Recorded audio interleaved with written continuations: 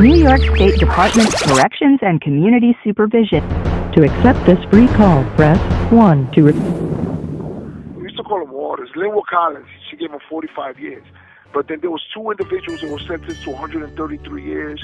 One individual was sentenced to 141 years. One individual was sentenced to 50 years. The other one was sentenced to 77 years. So if you add it up, it comes out to 868 years. But my specific sentence was 868 years? 868 years, bro. All of us in our early 20s. So we were kids, basically. Not knowing the world. How did it feel when they mentioned 116 years and a third to life? When that judge uttered those words out of her mouth? You're really not prepared, to hear something like that. You lost a trial, you blew a trial. You know you're going to get sentenced, but you don't expect this woman to wipe you off the face of the earth forever. Right. Like, basically, she's taking you out of your community, away from the people that love you, and placing you on the cell for the rest of your life. She says, I'm going to make your life simpler. The Department of Corrections is going to take care of everything you need from now on for the rest of your life. Something to that effect. That's really tough to hear, especially when you're young. But at the moment, you're numb. You're numb. It was a journey. I've never been in prison. People that know the process, I don't know the process because I've never been through this shit.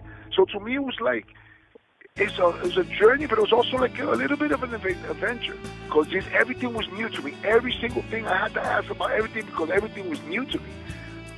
At the moment that I was sentenced, it dawned on me, this is 160 years, but I just didn't understand the magnitude. I didn't see the bigger picture. The only thing that gave me a little bit of strength was the fact that on my way out of the courtroom, I made eye contact with my mother, my ex-wife, my wife at the time, but she's my ex-wife now. We made eye contact, and I could tell by their look was like, don't worry, we're going to be all right. That gave me a little bit of solace. Understand? That gave me the will to be like, you know what? If they're all right, I'm all right. This is something that a lot of people could learn from. This new generation is running crazy. I respect everybody. This is their time with guidance, and especially, this is somebody that's actually going through this.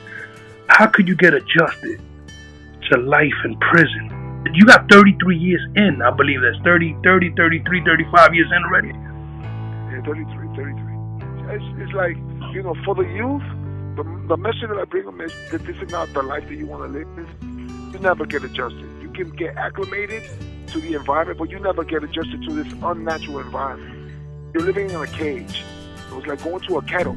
Go to a kennel and you see all those dogs in cages. That's basically it on a human level. Wow.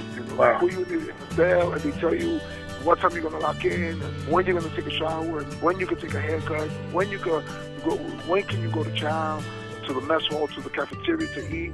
There's a lot of things that all those freedoms that you had prior to, they're gone. Believe it or not, man, little things that you would take for granted in the street, you realize here it's like, damn, man, I don't got that. I don't have that. You can't get used to this. You can ever get used to it. You can never really, but you can acclimate yourself to the environment and make the best of a bad situation and maneuver and go through the process and, continue on in your battle and your journey forward. For a long time, I didn't do that for the simple fact that when I first came up, I was kind of lost. I was like, damn, man, I'm done. I'm cooked. But then, it took me time. I needed to build a resume because here, like I've said before, you have to build a resume. You have to, let people know you're not going for it. So you have to, you go through stuff. And little by little, those experiences, they teach you how to do it better the next time. So you don't put yourself in a bad situation and you get yourself jammed up. You have to figure it out, man. You have to figure it out. I feel sorry for the ones that in predicaments that they're gonna have to figure it out eventually themselves. That's what I'm trying to avoid. For them to have to go through the shit that I've gone through. I want them to educate themselves. I want them to do different. I understand what the concept of being on the streets is because I was on the streets. I come from experience. I didn't read this in a book. Nobody told me a story. I lived that life. So I understand what it is to be on the streets and about reputations and about, getting money. I understand all that shit. And like you said before, earlier, you said this is their era. I understand their era, but I don't want you to go through the bitter pill experience that I'm going through right now. That's how come I'm bringing this message.